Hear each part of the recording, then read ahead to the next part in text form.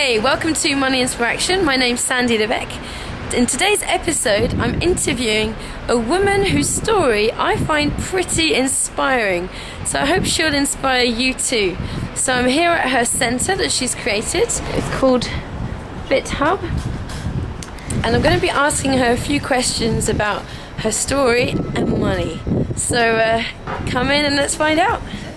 I'm here with Colette Kent, who is the Managing Director of FitHub here in Nice.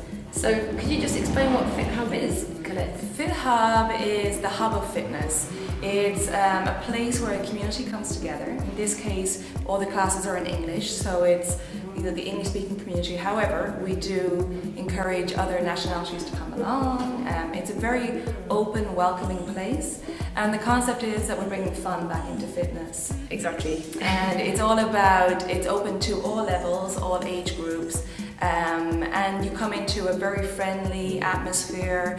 It's open, like I said, to all levels, and we give different options in all exercises so that everyone feels comfortable, and that's what's important to us. And something that's really interesting about Colette is that she used to do something totally different, very related to money, which is partly why I'm interviewing her, having a chat and a cup of tea with her today.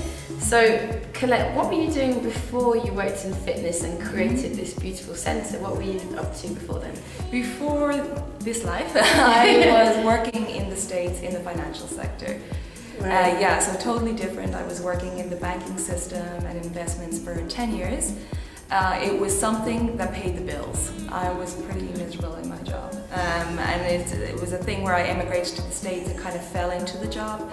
And it was something that, with the companies, they give you more benefits each year and the security. Right. And yeah, I got totally sucked in for about 10 years. Yeah. And yeah, I sat in my cubicle. Great cubicle, high partitions, you know, cut off from everyone else. Yeah. Misery. I mean, there was some days I was pretty down going into work. Yeah.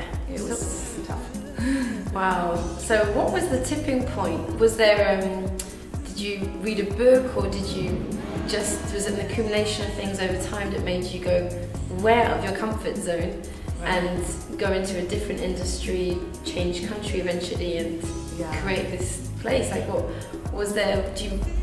Was there one moment, or was it like a whole bunch of stuff? There was definitely a moment. There was an end of a relationship, and that often drives people into making changes, because when you're in, a relationship for a long time, you're just going along and things are good, but you don't really think. You think in regards of a couple. Right. So then when that relationship ended, and ended on good terms, we're all good, we're all friends. There was no kickboxing. No. I got more into fitness. I had more time, to get into fitness, and it was a thing to escape my job, my cubicle, my little hamster wheel. That I used to go to the gym at lunchtime. I used to go to the gym before work, at lunchtime, or after work, just to escape. Yeah. And then I had a friend encourage me, saying you should teach classes, and that really was the snowball, the starting of that momentum, because I never had the confidence in myself to do it. And just from a friend saying that one line to me, it just started everything. Yeah, so it's amazing. Honestly, it's just, and it's like when I'm teaching children now, if you give them that little bit of confidence, or someone just to say something to you, to empower you, it just, people, everyone has a lack of confidence, so it just gives, that was really, I thank her to this day. This is all because of you, so it's great. And that started it. I started going to the gym, then I started doing courses, and I found my passion. Wow. What makes you get up in the morning? I love my job. I love it. It's the people. It's I love teaching. I love people of all different ages, working with all different ages and fitness levels. And I'm not interested in just training the already fit. I'm really interested in those people getting back into fitness after an injury, after having a baby, elderly. I have clients in their 80s. I love showing people that you can be fit. You just have to maybe tailor it a little different for each individual.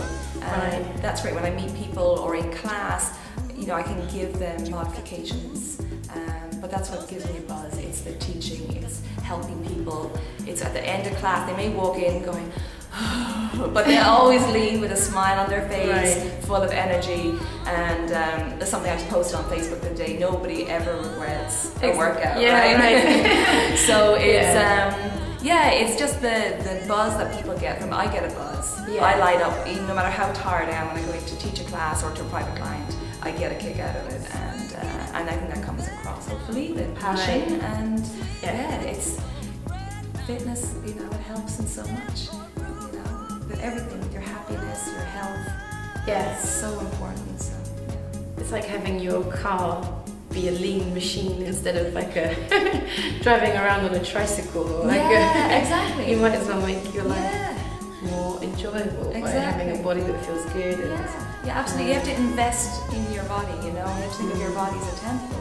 You know, you need to, in order to keep your brain functioning, you need to have your body healthy, and it's so important to make the time, plan the time, invest it.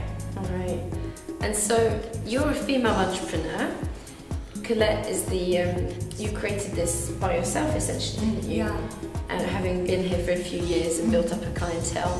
So what's the best piece of money advice that anyone's ever given you, if you've got one? Is there anything that you could share with people watching this? Well, I used to work with money for years in the States, and I worked in the bank and giving advice, but the one was from a client in the bank actually one time. And living in the States, oftentimes people live on credit, and living on your credit card or having a credit card balance is a normal way of life. And when I first started in the bank, one of my clients said, always pay off your credit card bills. In the States, you kind of have to have credit cards in order to get a credit rating and to get a credit score, so you can actually get loans. So it's a necessity. Otherwise you don't exist unless you have credit history in the States, which is bizarre. Which is why a lot of people there live beyond their means. But the best advice given to me was, once your credit card bill comes in, pay it off. And I've never, kept an overdraft on my account since then, and it was one of the best advice I was given. So you're still creating the credit history, so you exist in the States, but at the same time you're not going into debt and accumulating interest. So that was it. That was the best advice.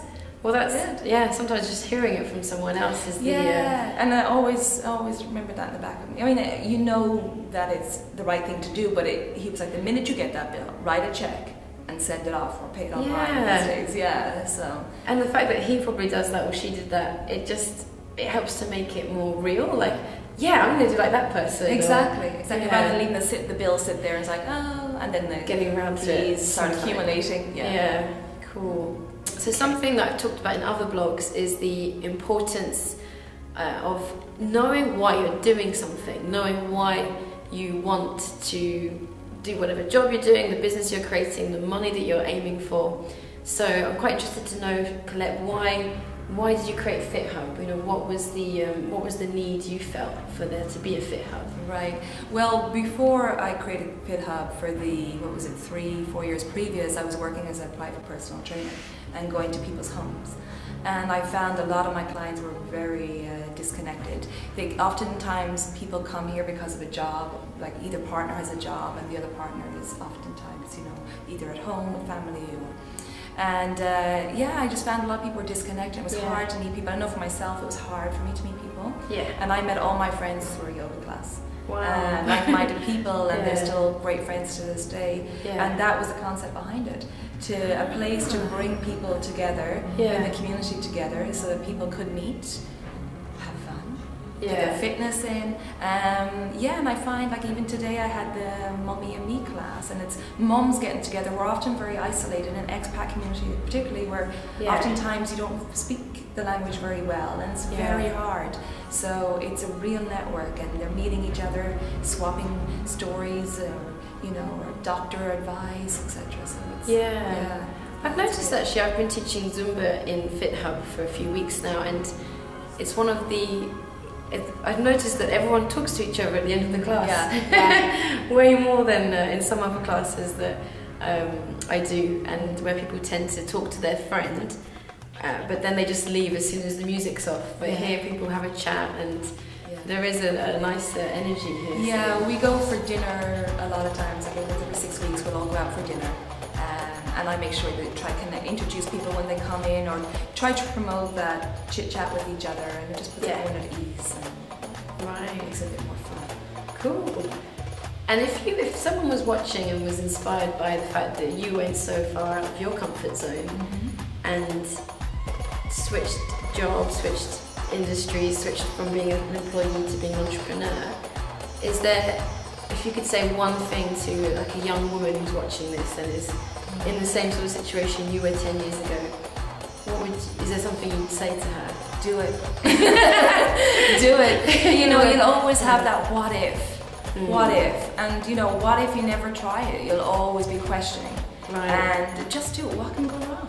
Yeah. You know, I mean, things can go wrong, but there's, you know, it's just not according to plan. And all those things that go wrong are just lessons learned along the way. Yeah. You know, but you just have to take that step and just do it.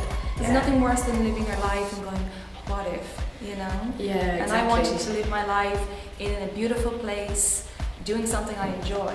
Yeah. And that's the decision I made. I didn't want to spend my life in a cubicle in the, you know, in the hamster wheel of churning out numbers.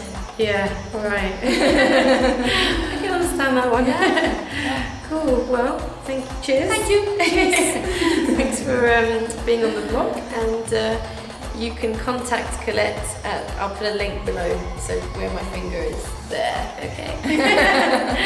Thanks for watching. Thank you. Bye. Bye.